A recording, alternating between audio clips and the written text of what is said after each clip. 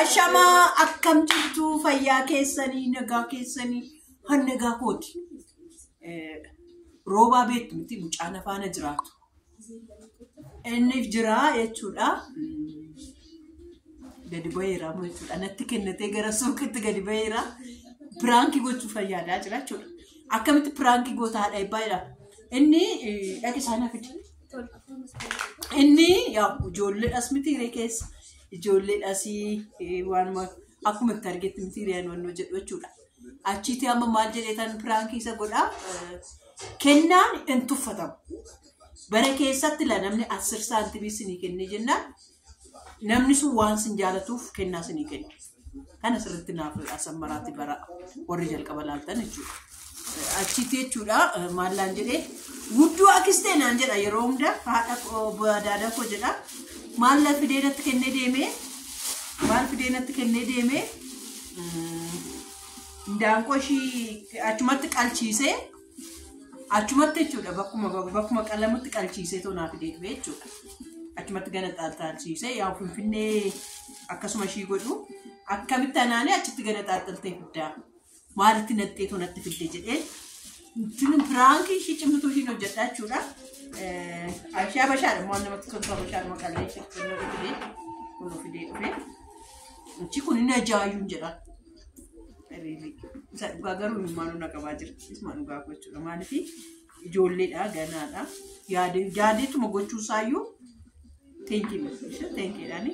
Garuu takkaa bahu maal inni pirankii irratti hojjetamee tolle. Ede kooppiiraayitii televiziyoonii naa cufi wayyoo hibeessin. Kutaata ishiinatti sirbisiisaara lakka. Innaa kan akkasitti kunoo naa godhee fideen siniin jedha. Shunkurtiin eessan jira, dhadhaan eessan jira. Waan inni hin gaafanne waan inni isa bochifne jiru jechuudha. Amma inni naa dhufee dhufutti jechuudha. Asumaan immoo jechuudha. Amma inni naa dhufutti isin odeessaa. Akka hin fine waan tokko isin dhugaa baay'ee waan inni dhugaa isin bahu tokko jira. Kobaattan viidiyoo isin hojjedha. Isa kobaattan viidiyoo isin hojjedha. Amma garuu rooba barrii tumaa jira. Barrii tumaa jira.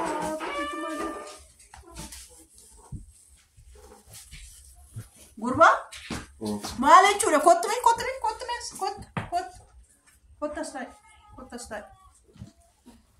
kottas taa'e.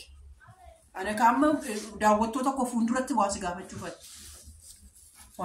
fuula birraa kaameraa harkatti jala jiru beektamni maal jechuudha. Ofiyyaa koonaa fidinatti qorraa. Itti gorraa. Kana amma foon itti bittee dhuftee kan? Foonidha ka foon handaaqqoo Habashaa shimmiyooftuudha. Kun amma kun hindaanqoodha. Hindaanqoo ta'eemtuuta ta'e maattan sii beeka. Ara handaaqqoo Habashaan ishee qalamtu akka hojii. Eenyu kana naabitti siin jedhee gabituu yaadde deebishii naabitteen dhuftu? Haaya akka hojiin sitti hin baay'anne fadaadaa kootti akka hojiin hin baay'anne mana keessa gototuu sararee. Asumatti immoo qadaa kana immoo naa bal'ataatiidha kennan jedhee. Isaa akkana naa godhanii ballachiisee malee fideeyyuu hojii isinitti dabaluun irra ture. Eenyutu naabitti dheessi kadhate amma kana? Eenyu naabitti dheessi kadhate?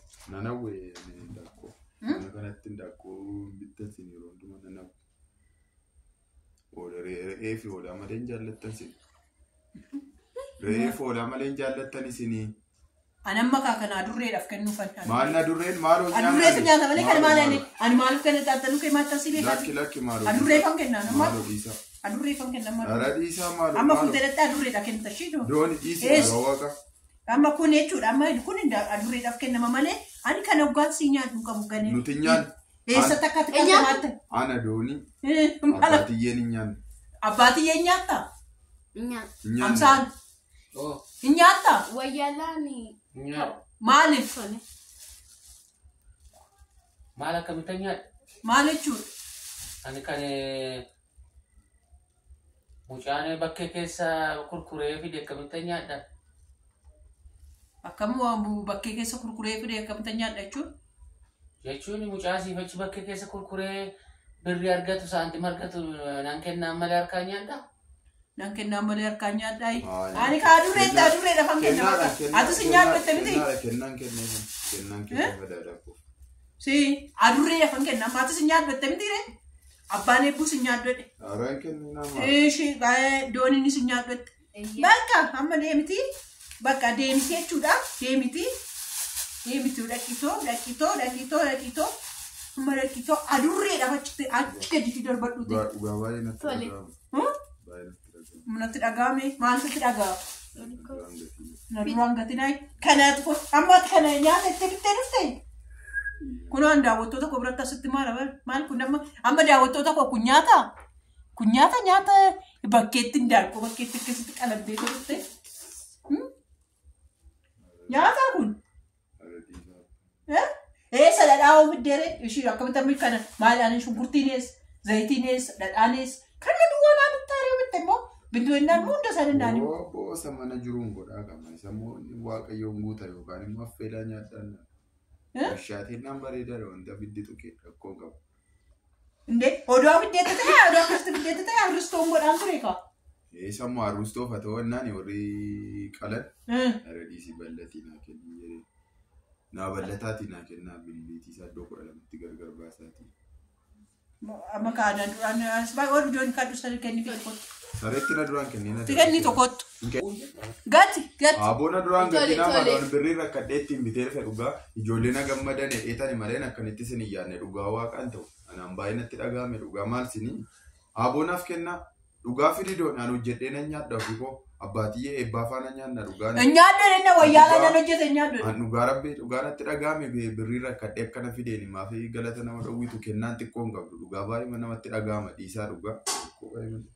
Daawwattoota kun nyaadhu moo gatu? Nyaadhu moo gatu? Akkatti nama yaadee beekaa. Nama gammachiisa. Imboosai. Bakka doonii fidiif dhaqitu. Inuma gatte. Dooniin hin gatte bakka inuma gatte. Inuma gatte. Maaliif? Nama gammachiisu baay'ee barbaada. Nama gammachiisu baay'ee barbaada. Eenyu gada xaaxalii fidisiin jedhe. Namni gada xaaxalii fidisiin jedhe. Hojii amma isinitti baay'isoo dheedaa deegaa.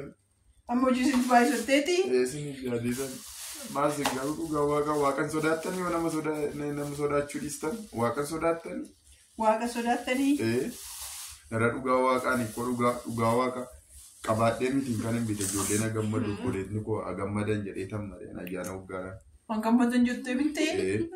Dhugaa rabbiin sodaadhu kaa'i dhugaa. Maali? Waan ofeefiyyuu eebbifamii galatoomii anillee piraankiin masu gochuu fayyaadee ture. Maanni piraankiin fuulduree? Piraankiin godhadheetan koo. Piraankiin godhadheen piraankinaan. Maanni si dhugaa akkanan ta'u maaf yaada nama akka nama gootu biyyeessus. Yaa hundumtu piraankiin nama. Dhugaa rabbi sireessi ta'een piraankiin godhadheetan koo sireessi dadhabeetoni ittaan kolfee. Nama nun dhugaa rabbi. Ittaan kolfee dhugaa rabbi sireessi ta'uu dadhabee yeroo marratti. Naa guddaa isaa nuuf galatoomii isa dhugaa guddaa isaa galatoomii yaaddetuma fiduun keeyyuu gaariidha. Odoo manatti garuu karaa koo tokko anaan harka kootiin ganaxaxxalee natti tola. Garuu bareedutti ganaxaxxalchiisee fidee dhufee Finfinnee akkasuma ijoollee Finfinnee mana kosii ishee dhuftee ajaa'urra jechuudha. Bakka firiijaa buluuti borummoo gaan hojjedhu isinitti agarsiisaa jechuudha. Wanti gadi gatuutti agarsiisa. Dhugaadhaatti fakkaate garuu yaada baay'ee keessa galee ture. Ishii. Kun osoo dhungadhee jiru gammadee jiru. Naa kana fakkaata jechuudha. Galatooma.